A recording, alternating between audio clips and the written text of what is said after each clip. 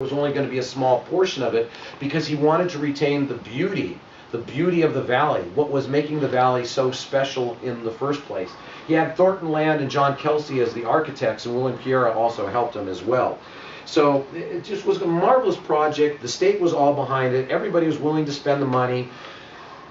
Until one day, the federal government created the NEPA law, National Environmental Protection Act, which started to require environmental impact reports. And the Sierra Club decided that they needed to establish a court case that would make sure that any development had to go through an environmental impact report. So they had to create a landmark case. So they looked around on the horizon, and what did they see? Oh, poor Walt Disney. We're going to pick on him because he can be picked on. So what they did is they sued to stop the project, and they were successful in getting an injunction.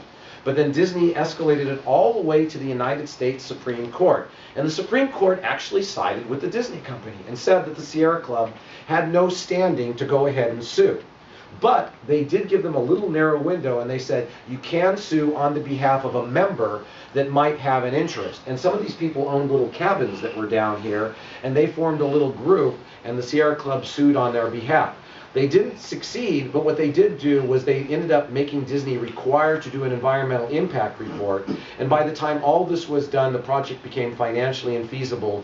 And today it got incorporated into the National Forest. It takes you about an hour and a half to drive the 20 miles because of the little windy road that gets you there. And it's a pristine valley that has no development in it whatsoever.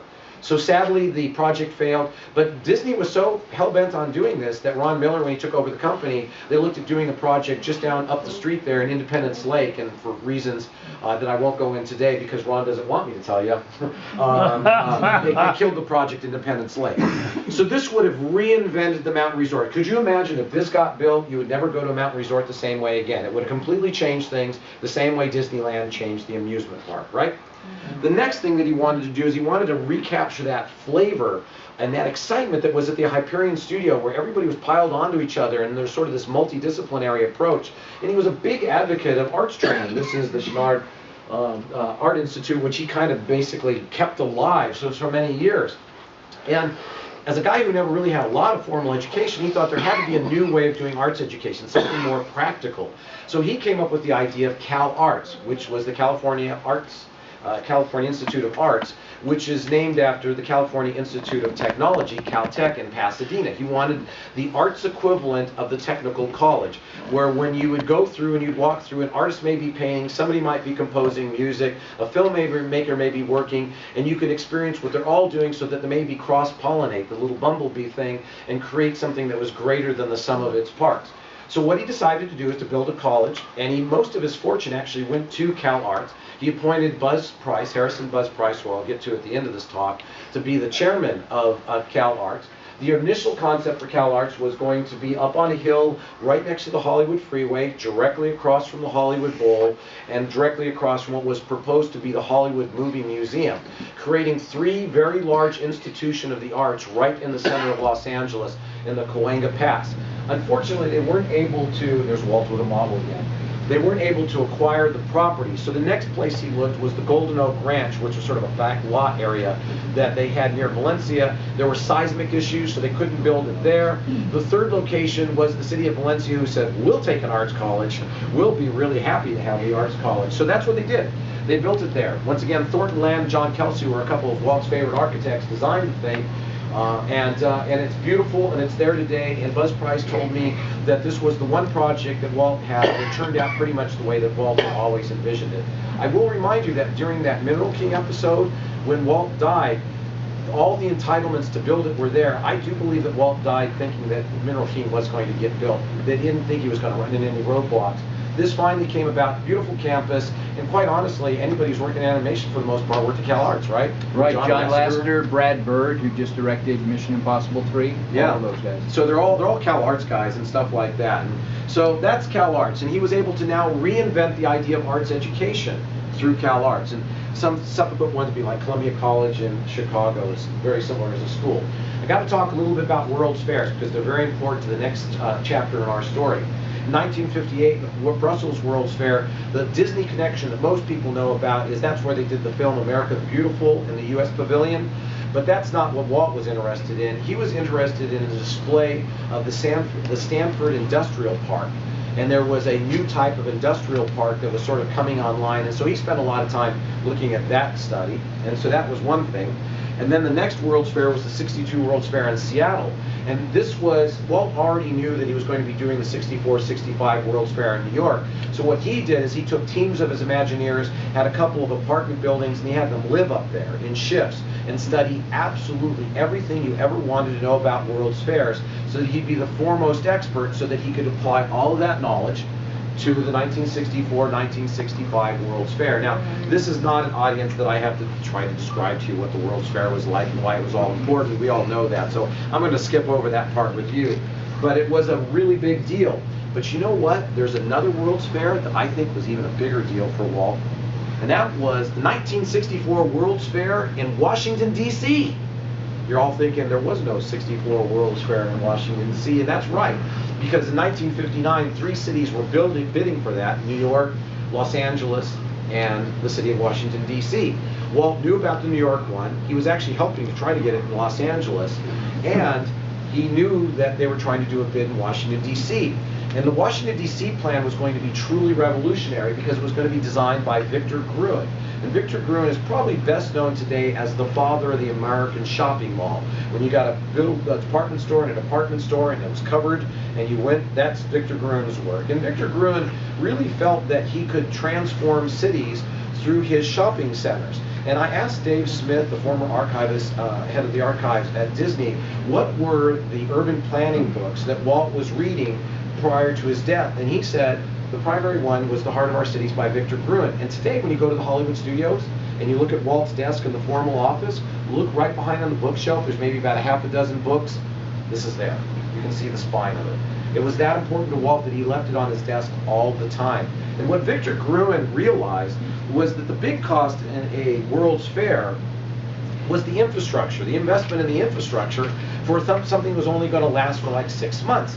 And he thought that seemed silly. So what he just proposed was to go ahead and to build the infrastructure, and then when the fair closed, so here's the World's Fair, this is the parking field, because this was going to be the first drive-up World's Fair. So they had to have a huge parking field, and once the World's Fair was over, they would convert it into a city for 100,000 people. And if the thing looks a little familiar to you, you're going to appreciate this even a bit more. So for instance, the subsides would be little suburban neighborhoods.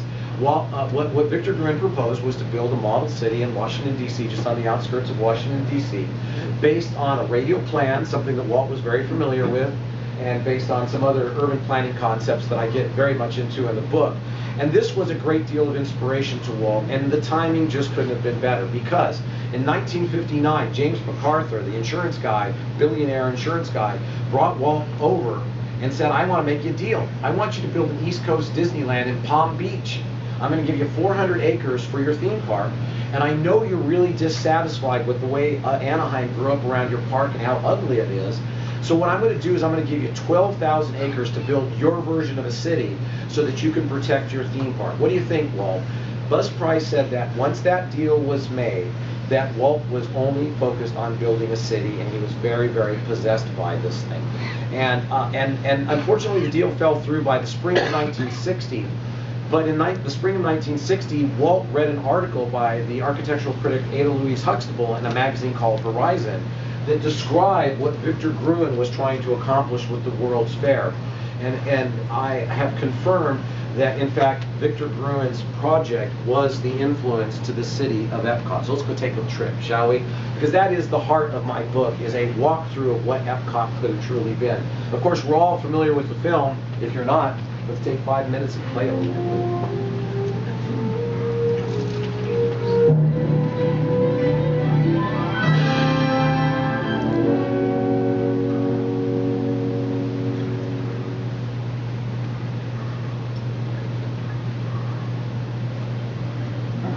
Exciting, the most important part of our Florida project.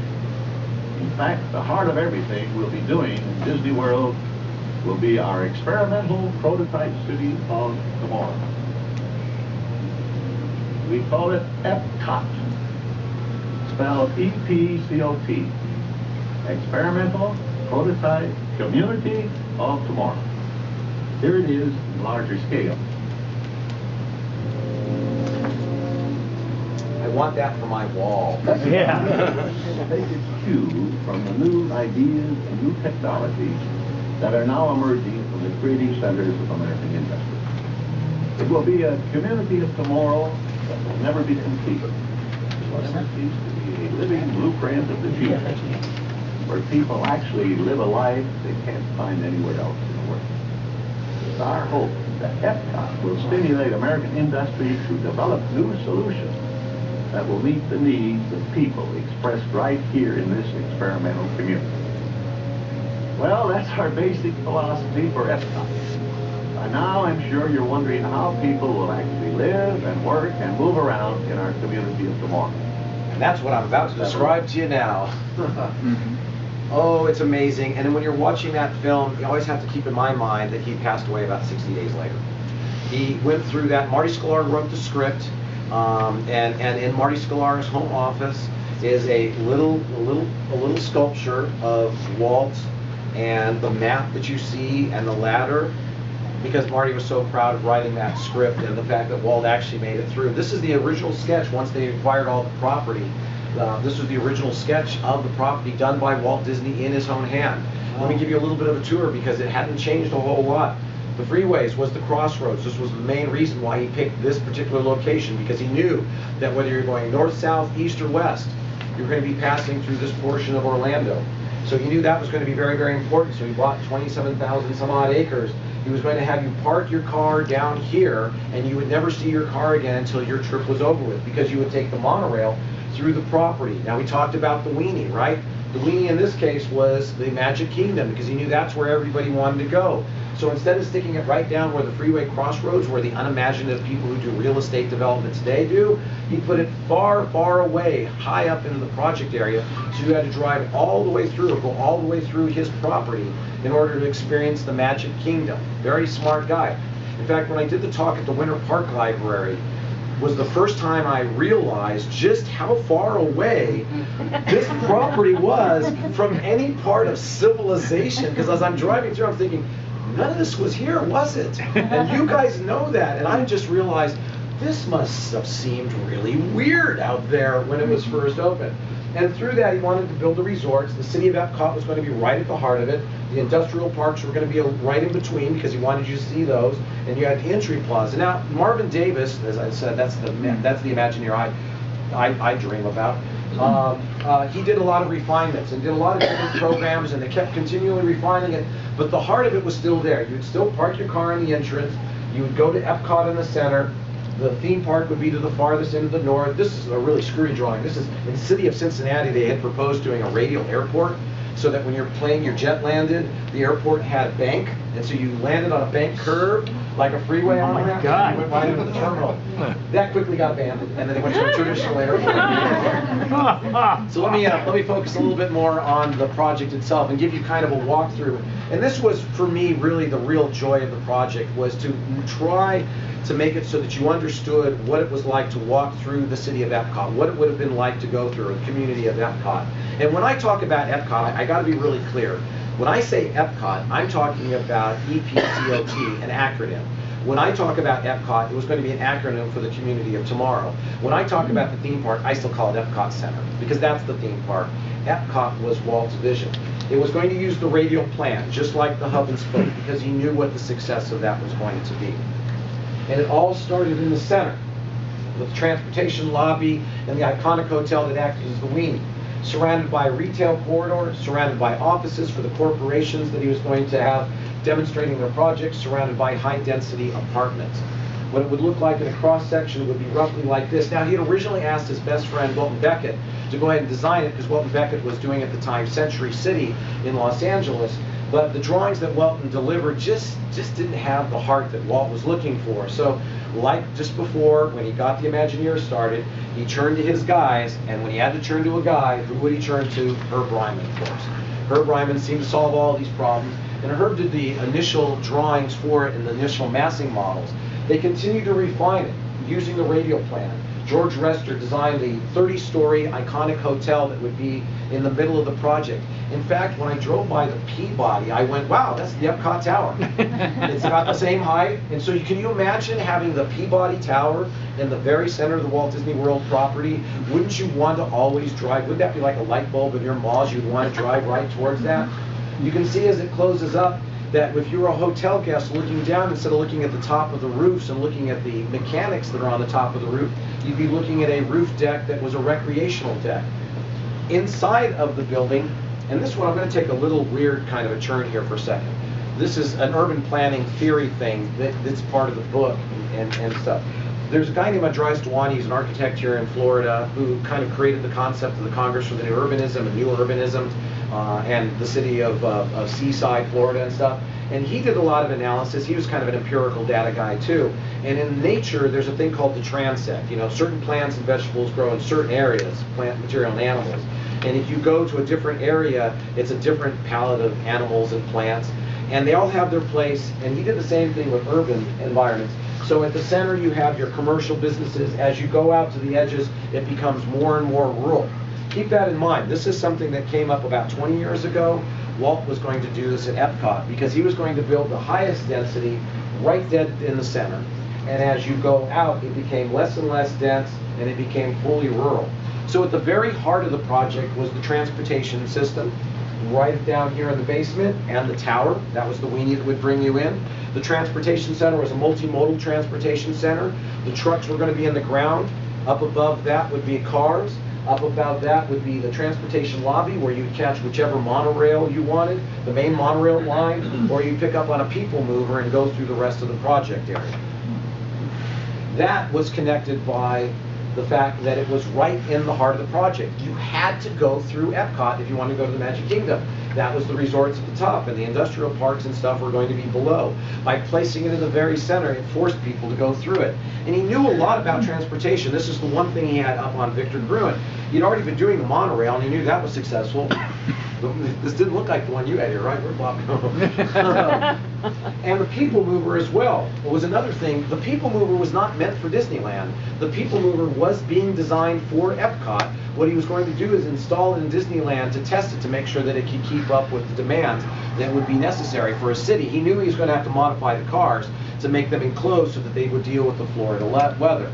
So this was at the center, and the very center was going to be supported by what is kind of the World Showcase today, commercial areas that would represent different types of cultures, that you would go shop and you would go eat and you would go play. But you see, one of the things that's consistent is the people mover track. See, Walt always wanted to give you an overview of what you were about to do so you can orient yourself and figure out where you wanted to go next. So what you would have been able to do is take the people mover back and forth to the different lands, and you'd be able to see, do I want to go to Spain or do I want to go to Italy? And you could look down and figure out where you wanted to go, get off the people mover and walk there. Now when I say walk there, let me show you how big this thing was going to be. You see, you got out of the monorail, right? And you started to walk to the retail center. The retail, from that point, imagine where the flagpole is in the Magic Kingdom, right? All with me on that?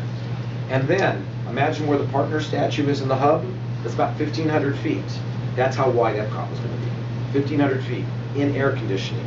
You'd walk that distance in air conditioning with highly themed lands, as highly themed as anything that you have at the World Showcase. In fact, New Orleans Square in Disneyland was an exercise on 1 acre to see if Disney could produce, in a sense, realistic environments that have the warts of reality. When you look at New Orleans Square at Disneyland, it has rain gutter stains. It's not as pristine as everything else. It was a move away from the cinematic to the reality. It was the birth of what has become the World Showcase. Let me get going on there. So you go through those shops. Outside of that, you had office buildings, you had apartments, and you had a green belt. And the green belt was really important because it gave the people who lived in the apartments someplace to play, or the people who live in the suburbs someplace to play. It's the suburban area. And it provided a little bit of visual relief as well. Outside of that was going to be the low density housing band. Now, Victor Gruen also proposed having low density housing, but in his case, there were going to be 3 flats together, and then they sort of shared a yard. What Walt had proposed was about 7 units per acre, so it's more dense than a lot of suburbs even out here today. But it was still fairly low scale, and I looked at it, and from a feasibility standpoint, this was the one place that I didn't think could work. I financially thought this would sink the project. So I asked Buzz Price about it. And Buzz Price, if you don't know, Harrison Buzz Price, he's the guy who founded the Walt Disney World property. He figured out where Disneyland should be as well. He was Walt's little financial guru who never actually worked for the Walt Disney Company. And I'll get to him in a bit more. But I asked Buzz about that, and Buzz said, you know, Sam, this is where Walt's friends were going to live. So, and this was what it was going to look like. It was going to be beautiful, single-family homes, kind of in the Eichler style. John Quincy Adams, John Quincy, an architect in Los Angeles, all electric homes. They were going to be absolutely beautiful showcase homes, and Walt did know something a little bit about showcase homes because he did build a plastic one that lasted about 10 years in Disneyland. Very proud of the fact, no single natural fiber in the entire structure. Lots of fun stories. So he knew that he could build these experimental homes. He'd already done that once before. And then the industrial park, because the idea of Epcot was to be a showcase of American technology and how American technology can save cities, he was going to build an industrial park, but not like any other industrial park, but one that had a people mover that took you to the middle.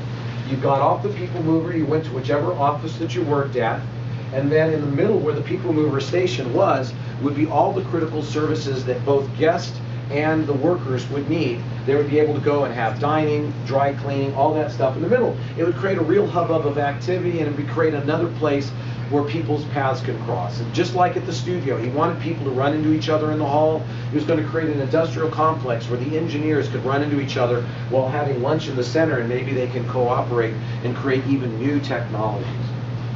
So that's what Epcot would have been. It would have been a remarkable facility. And it wouldn't have been a dome city either. There was no intention to building a dome.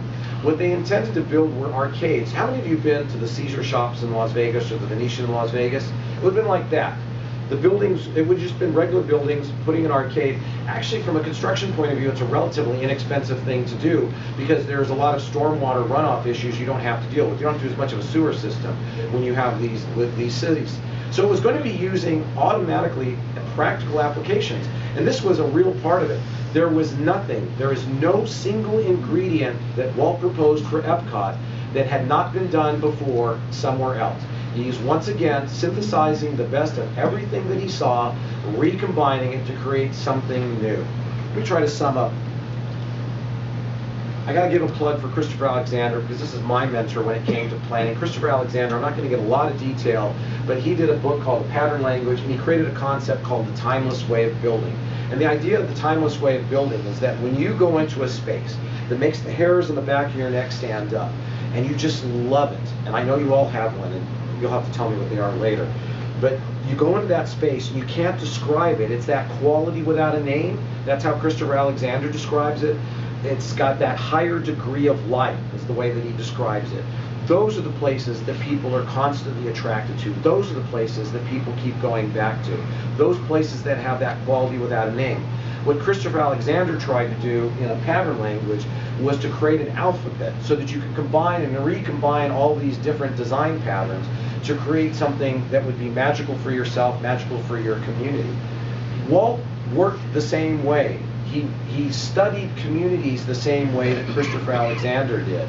And if you ever needed to explain to people why it is that you love certain places, Christopher Alexander's language will give you the power. It will give you the tools to unlock how to tell people why it is that you love these places. And so the book goes through and describes quite a bit about why these patterns are the way they were, and they both worked exactly the same way. In Christopher Alexander's case, if you were going to build a house, you pick what your best view is, you put your window there, and then you'd skew it just slightly sideways, so you caught part of the view and it becomes the Zen view. That makes a magical window. You see these places all through the Disney parks, especially at Disneyland. Finally, I got to give it to my big hero, Harrison Buzz Price. He's great. Harrison Buzz Price, he's great. This is Buzz, that's Buzz. That's Buzz and his lovely wife Annie. I'm real good friends with their son David Price now. And Buzz Price never worked for Disney. He worked as a consultant to Disney, and he ran a company called ERA, Economic Research Associates, which Walt actually named for him. Buzz worked on 150 projects with Walt Disney. When Walt had an idea,